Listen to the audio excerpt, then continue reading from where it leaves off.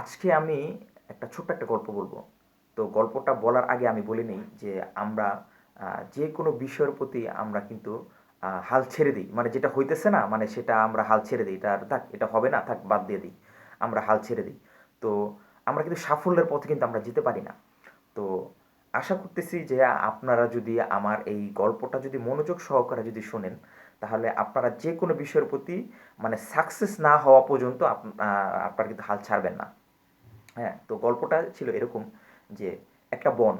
তো বনে তো বিভিন্ন ধরনের পশু পাখি বাস করে। তো ওই বনেরই একটা সাপ আর একটা ব্যাঙ তারা আল্লাহর প্রতি অনেক বিশ্বাস রাখে। তারা যে কোনো কাজ করতে যায়, তারা আল্লাহর কাছে দোয়া করে নেয়। হুম। তো একদিন ওই সাপটা আল্লাহর কাছে দোয়া করতেছে যে এই আমার সৃষ্টিকর্তা, আমি 7 দিন ধরে কিছু খাইনি। আজকে যদি আমার যদি একটু খাবারের ব্যবস্থা করে দিতেন, তাহলে আমি আমার খিদাটা আমি মিটাইতাম, আমি প্রাণে বেঁচে যেতাম। তো সেই একই সময়ে ওই বনেরই ওই ব্যাঙটা আল্লাহর কাছে দোয়া করতেছে যে এরকম যে আল্লাহ, আহ, আজকে তো আমার বাচ্চারা একটু ভালো মন্দ খাবার খাইতে চাইছে, আজকে যদি তুমি যদি আমাকে যদি একটু বেশি খাবার দাও, আমি সেই খাবার খাইতাম এবং আমার বাচ্চাদের জন্য নিয়ে আসতাম যেন তারা খাইতে পারে। তো তারা কিন্তু আল্লাহর কাছে কিন্তু দুজনই সমান, তারা কিন্তু আল্লাহর কাছে চাইছে এবং আল্লাহ তালা তাদের দুজনের জন্য কিন্তু ভালো কিছু লিখে রাখছে। হ্যাঁ। তো তারা দুজনেই কিন্তু খাবারের সন্ধানে বের হয়ে গেছে। তো ব্যাঙটা কী করলো, সারাদিন সে খাবার খুঁজছে। তো সে কিছু খাবার খাইছে, খাবার পর সে কিছু খাবার মুখে নিয়ে সে বাড়ির দিকে রওনা দিছে। তো যেই পথ দিয়ে ব্যাঙটা রওনা দিছে সেই পথেই ওই সাপটা ফাঁদ পেতে আছে যে কখন আল্লাহ আমার সৃষ্টিকর্তা একটা ভালো খাবার দিবে। তো ব্যাঙটা যখন সাপটাকে যখন দেখছে, ব্যাঙটা কী করলো, লাফ দিতে যাবে, ওই টাইমটাতেই সাপটা ওই ব্যাঙটাকে ঠাস করে ধরে ফেলছে। তো এই সময় তারা দুজনেই আল্লাহর কাছে দোয়া করতেছে। এবার কিন্তু তাদের দোয়াটা কিন্তু চেঞ্জ হয়ে গেছে। তাদের দোয়াটা ছিল এরকম যে সাপটা বলতেছে যে আল্লাহ, আমি জানতাম যে আমি 7 দিন ধরে কিছু খাই নাই, আমি তোমার কাছে চাইছি, তুমি আমাকে দিছো, এবং তুমি আমাকে দিছো, কিন্তু আমি কিন্তু খাবারটা ভালো মতন ধরতে পারি নাই। তুমি যদি আমাকে যদি একটা যদি সুযোগ দাও, তাহলে আমি খাবারটাকে ভালো মতন ধরবো, ধরে আমি খাইতে পারবো। তো সেই একই সময়ে আল্লাহর কাছে ওই ব্যাঙটা দোয়া করতেছে যে এ আমার সৃষ্টিকর্তা, আমি জানি যে আপনি আমাকে এই বিপদে ফেলাইছেন, আর এই বিপদ থেকে উদ্ধার করার দায়িত্ব একমাত্র আপনি পারবেন। এই বিপদ থেকে উদ্ধার করতে পারবেন একমাত্র আপনি। আমি জানি না আপনি কিভাবে উদ্ধার করবেন, আপনি আমাকে এই বিপদ থেকে উদ্ধার করেন। তো তারা কিন্তু দুজনে কিন্তু আল্লাহর কাছে সাহায্য চাইছে। তো বৃষ্টি হইল।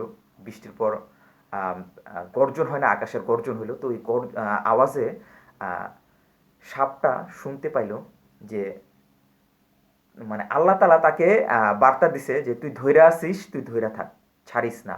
ঠিক একই সময়ে ওই ব্যাঙটা শুনতে পাইল যে তুই মরার মতন শুয়ে আছিস, তুই শুয়ে থাক, কোনো নড়াচড়া করিস না।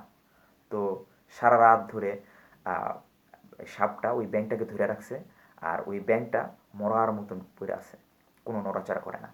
তো যখনই ভোর যখন হয়েছে, তখন সাপটা ভাবছে কি, এই তো ব্যাঙটা হয়তো মারা গেছে, তাহলে আমি এবার তাকে একটু ধরি, ভালো মতন ধরে আমি খাই। সাপ কিন্তু চাবায় খায় না, সাপ কিন্তু গিলা খায়।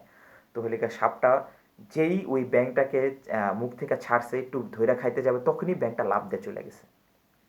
তো এই সময় তারা দুজন আবার আল্লাহর কাছে দোয়া করতেছে এবং তাদের দোয়াটা কিন্তু এবার চেঞ্জ হয়ে গেছে। সাপটা আল্লাহর কাছে দোয়া করতেছে এরকম যে ই আল্লাহ, এটা তোমার কেমন বিচার? আমি তোমার কাছে খাবার চাইলাম, তুমি আমাকে খাবার দিলা, তুমি আমার মুখের খাবারটা তুমি কায়রা নিলা, এটা তোমার কিরকম বিচার? তো আল্লাহ তালা তাকে বলতেছে যে আমি তোকে খাবার দিছি, আমি তোকে কি বলছিলাম যে তুই ধৈরা আসোস, তুই ধৈরা থাক, ছাড়িস না।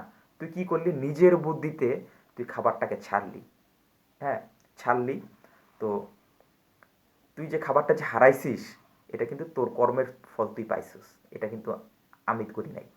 তো ঠিক একই সময়ে ওই ব্যাংকটা আল্লাহর কাছে দোয়া করতেছে যে আল্লাহ, আমি জানতাম যে তুমি আমাকে বিপদে ফেলাইছো, এই বিপদ থেকে একমাত্র তুমি উদ্ধার করতে পারবা, তুমি ছাড়া আর কেউ নাই যে এই বিপদ থেকে উদ্ধার করার।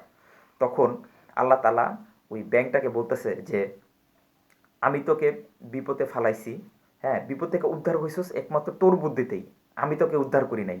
কারণ আমি তোকে বলছিলাম যে তুই শুয়ে আসোস, মরার মতন শুয়ে থাক, কোনো নড়াচড়া করিস না। তুই কোনো নড়াচড়া করস না, শুয়ে ছিলি। তো তুই আমার কথা শুনছস বিধায় তুই বিপদ থেকে উদ্ধার হইতে পারছস। এটা তোর কর্মের ফল, আমার ফল। আমি তোকে বিপদ থেকে উদ্ধার করি নাই। তো আমরা কি করি অনেক সময় যে কোনো বিষয়ে কিন্তু আমরা হাল ছেড়ে দিই। তো আমরা কি করি, সাপের মতন হালটা ছেড়ে দিই। আমরা যদি ওই ব্যাঙের মতন যদি হালটা যদি না ছেড়ে আমরা একদম শেষ অব্দি পর্যন্ত আমরা যদি চেষ্টা করে যাই, আমরা কিন্তু ইনশাল্লাহ কোনো না কোনো বিষয়ের প্রতি আমরা সাকসেস হবই।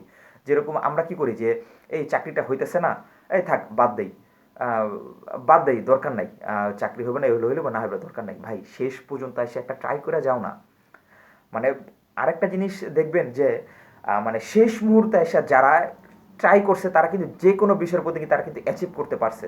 তো আমরা ওই সাপের মতন হাল ছাইড়া না দিয়া আমরা যদি ওই ব্যাঙের মতন যদি আমরা যদি চেষ্টা করে যাই, আমরা ইনশাল্লাহ অবশ্যই অবশ্যই যে কোনো বিষয়ের প্রতি আমরা সাকসেস হবই।